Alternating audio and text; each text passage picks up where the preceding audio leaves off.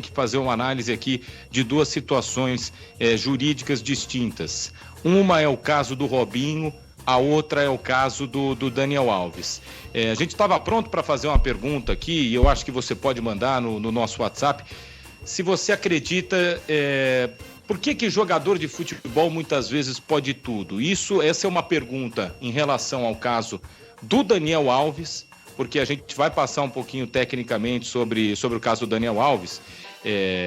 A gente sempre trouxe, semana após semana, que o Daniel Alves foi condenado por agressão sexual, 14 meses em prisão preventiva, é o que ele está nesse momento, e agora numa fiança de cerca de 1 milhão de euros, 5,45 milhões de reais, e a retirada de passaporte dele, ele consegue um recurso para poder cumprir a sua pena também de casa. Isso pegou muita gente de surpresa, porque um dos argumentos foi, por exemplo, o risco de fuga, só que a própria corte, né, a 21ª sessão do Tribunal de Justiça já tinha argumentado em várias ocasiões que ele tinha um risco de fuga, mas agora parece que com essa retirada do passaporte não tem mais esse argumento, ele não é mais tão forte. Tem muita coisa técnica para a gente colocar do caso do Daniel Alves, mas teve recurso das duas partes depois dele ser condenado. A primeira advogada dele pediu uma absolvição do caso e na acusação, quem está acusando pede uma pena maior de 9 para 12 anos, lembrando que ele foi condenado a 4 anos e meio de prisão. A grande questão, não sei o que vocês pensam aí, é da onde vem todo esse dinheiro para ele poder pagar essa espécie de liberdade condicional, liberdade para ele dentro de casa, sendo que ele está com bloqueio judicial porque ele está se separando da mulher dele, né? Eu acho que essa é a primeira pergunta, gente. Cara, a minha opinião sobre esse assunto, pra gente começar a falar sobre isso, é que quando você coloca um valor pra você pagar uma fiança, num caso como esse, você tá colocando um valor pra, olha, se você pagar até tanto, você pode cometer esse crime, né? No caso, ele foi condenado por agressão sexual. Então, a gente tá falando de uma coisa muito grave, a gente não tá falando de uma coisa pequenininha que passaria batida, a gente tá falando de algo muito grave, algo que mexe com a vida de outra pessoa, com a socialização dessa pessoa também depois desse crime, do que aconteceu. Acho que também é meio que a corte ali, né, espanhola, ela passa por cima do que ela mesma disse, né? Porque ela vai e condena o Daniel Alves, uma coisa que foi um marco na justiça espanhola, porque antes não tinha acontecido isso, e ainda mais sendo um jogador de futebol. Tanto que até muitas pessoas questionavam, será que realmente o Daniel Alves vai ser condenado? Ele é um jogador de futebol mundialmente conhecido, ele não é um jogador esquecido. Não, ele é um cara que há 2 anos estava disputando uma Copa do Mundo. Então a gente não tá falando de qualquer pessoa, a gente tá falando de um grande jogador de futebol. E aí, quando ele é condenado, isso se torna um marco.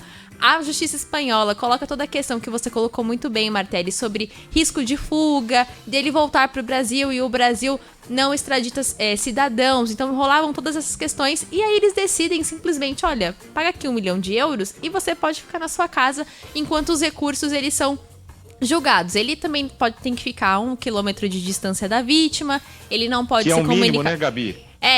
O mínimo é ele estar preso, né? Mas tudo bem. Sim.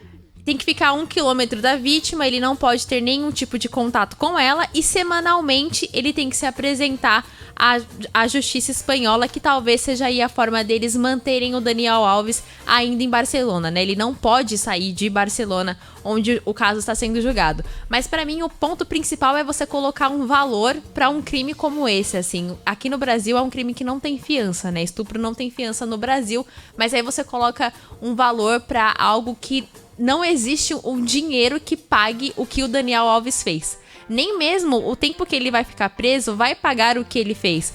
Porque ele invadiu, violou o corpo de outra pessoa. A gente tá falando de algo que é extremamente grave, de algo que, assim, é imperdoável. Imagina isso acontecendo com uma pessoa que é próxima de você. Porque geralmente é assim, né? A gente só acredita quando é alguém próximo da gente. Quando é alguém que a gente não conhece, sempre é colocado em xeque. A versão dela é colocada em dúvida várias vezes, mesmo quem mudou o argumento todas as vezes sendo o Daniel Alves. Foi ele que mudou de discurso 5 vezes, ele que sempre se colocou em dúvida quando ele falava. Então, pra mim, é muito essa questão de você colocar um valor em algo que não existe valor. Você fala assim, olha, Daniel Alves, paga 1 milhão e você pode ficar livre enquanto o seu julgamento ele vai acontecendo.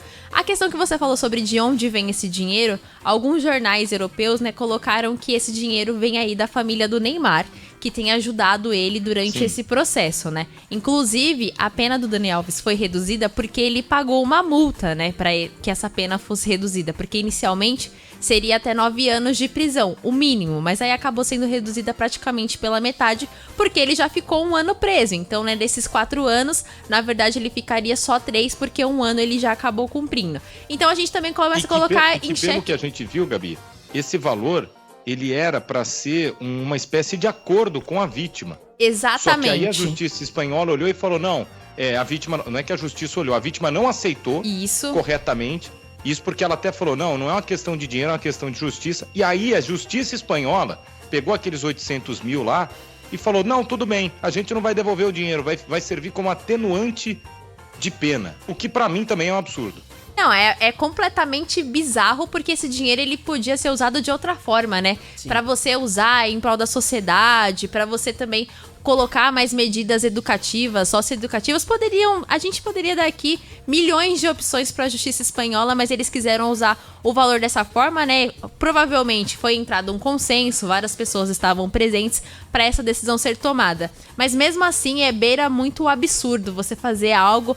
o julgamento da forma como foi, da pessoa que nós estamos falando, do crime que a gente tá falando. E aí a gente tem outro jogador também mundialmente conhecido, que é o Neymar, né? A família dele acaba sendo envolvida nessa história também, porque ajudou no valor da multa que reduziu a pena. E segundo os jornais europeus, também pagou esse valor de 1 milhão de euros para que ele ficasse em liberdade durante o processo, né? Que ele tá sendo julgado. Então, assim, a gente começa a colocar o caráter de todo mundo também em julgamento aqui, né? Porque imagina só, você tem uma pessoa que você conhece que foi condenada por um estupro e você, mesmo assim, ainda ajuda aquela pessoa a ficar livre de algo que não tem valor que pague. Isso, pra mim, assim, beira muito o absurdo.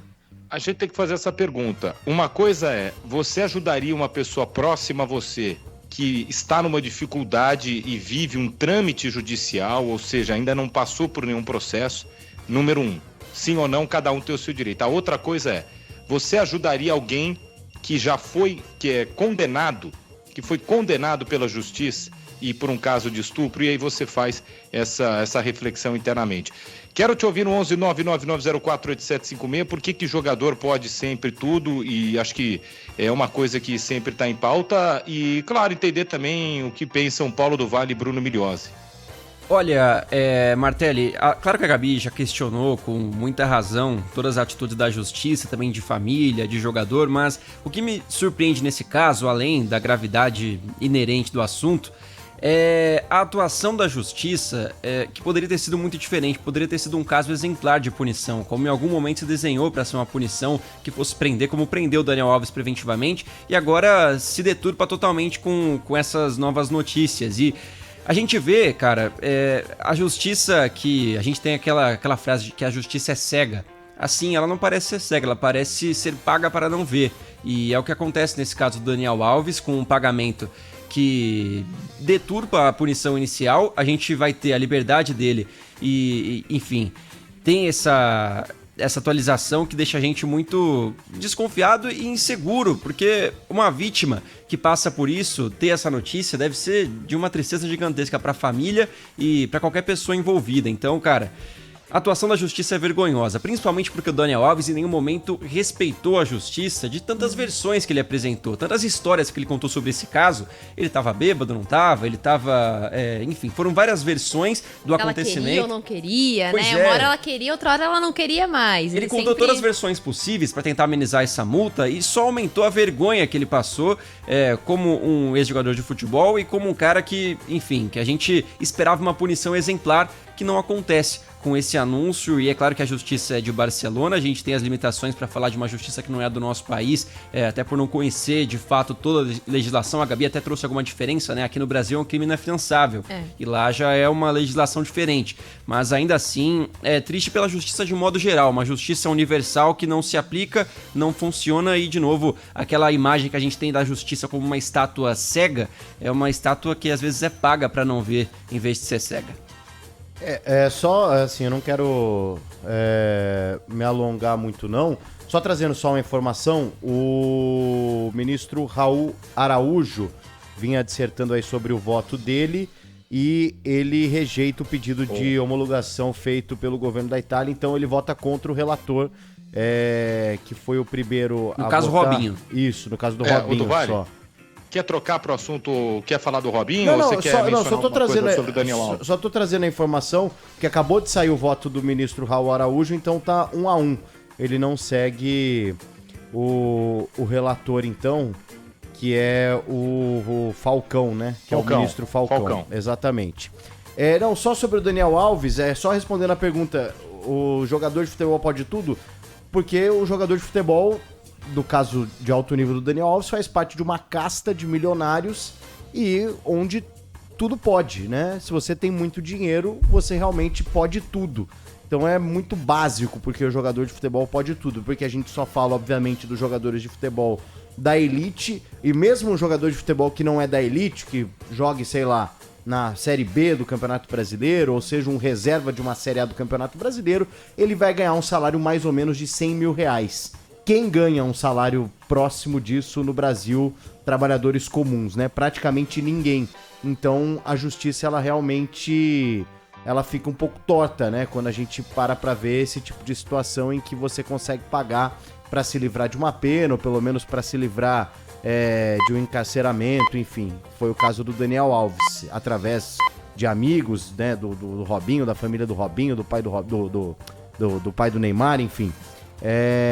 Então, é só respondendo essa pergunta. O jogador faz parte de uma casta milionária, essa casta vive numa bolha, só enxerga os próprios benefícios, acha que sempre os outros estão querendo tirar os privilégios, né? Quando a gente fala, por exemplo, da questão do racismo estrutural, quando a gente fala, por exemplo, da questão dos temas relacionados à mulher, e aí envolve justamente uma situação como essa do Daniel Alves. Então ele sempre vem com esse papo de parem com isso, mimimi, agora não pode mais nada, o mundo tá muito chato, porque são pessoas que vivem dentro de uma bolha de privilégios. E o jogador de futebol faz parte disso, né? A gente sabe o quão absurdo é o salário de um jogador de futebol dentro do padrão do que a gente vê, por exemplo, de um trabalhador brasileiro. Então fica sempre essa impressão, né, que tudo é mais fácil para quem tem dinheiro. O dinheiro compra absolutamente tudo, inclusive a liberdade das pessoas que cometem crimes e têm condição de bancar isso. Então, é só isso. Assim, eu acho que a Gabi pode falar melhor do que ninguém, pode resumir melhor do que ninguém como mulher. Realmente a gente só tem que trazer os fatos, né? Então é isso. E a gente queria, inclusive, para você que nos ouve na Rádio Bandeirantes, desde sempre, desde o início do programa, a gente mencionou a ideia do Resenha Seguro Bet. Fazer sempre algo bacana, algo para cima, mas ninguém controla as pautas, ninguém controla os assuntos do dia a dia. E isso tem que ser dito. Isso tem que ser falado para você que está no carro, para você que está no ônibus, para você que não aguenta mais ouvir notícia ruim, mas não é por isso que tem que ser deixado para trás. Até porque quanto menos se fala e quanto menos se bate nessa tecla, mais as coisas parecem que ficam impunes. Inclusive a gente... pode falar, Gabi. Rapidamente, o PDV estava falando sobre jogadores de futebol poder fazer tudo, né? Inclusive comprar sua liberdade em algo que não tem valor. Mas algo que a gente conversou aqui há algumas semanas, como no ambiente do futebol tudo pode, né? As pessoas podem se agredir, as pessoas podem cometer inúmeros crimes e nada acontece. A gente acaba falando muito sobre isso, sobre o futebol ser um ambiente em que as pessoas elas não pagam por aquilo que elas fazem, né? Acaba sendo muito, eu tô num estádio, então tá tudo bem, eu posso fazer isso. Eu tô aqui nos arredores do estádio, então tá tudo bem, eu posso fazer isso porque não vai acontecer nada mesmo. Então isso acaba sendo um reflexo muito de como a sociedade trata o ambiente do futebol também, de ser um ambiente que tudo pode, você pode fazer que nada vai acontecer, vai ficar tranquilo. A gente teve aqui, é claro que é uma esfera super diferente, o caso que aconteceu com o ataque ao ônibus do Fortaleza, que a gente falou assim, mas o clube tem que ser punido ou as pessoas têm que ser punidas? E aí a gente sempre fica tratando o futebol no banho-maria, né? A gente nunca leva o ambiente futebol como a sério quando esses casos acontecem. E aí vai passando para esferas maiores, para ambientes maiores, até chegar nesse caso do Daniel Alves e do Robinho também, que acho que a gente está acompanhando o caso do Robinho, né? Já teve um voto contra ele a pagar aqui no Brasil a sua condenação. Então a gente vê que o ambiente futebol ele é levado no banho-maria, né? Não é só o caso do Robinho e do Daniel Alves.